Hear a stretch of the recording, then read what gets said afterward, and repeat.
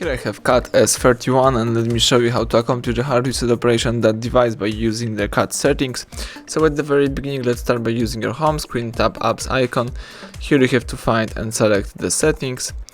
Scroll down to the personal tab and choose backup and reset. Here let's select factory data reset, read about the process and tap reset phone. So in order to accomplish the hard reset operation and erase all personal data, customize settings and installed apps, let's choose erase everything right here.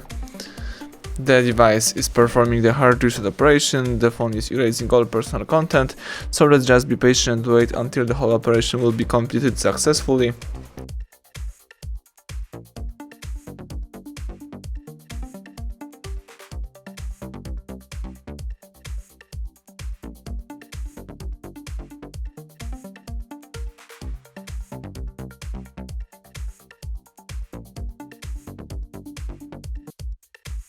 Excellent, as you can see the welcome panel just pops up, so it means that the hard reset operation is done.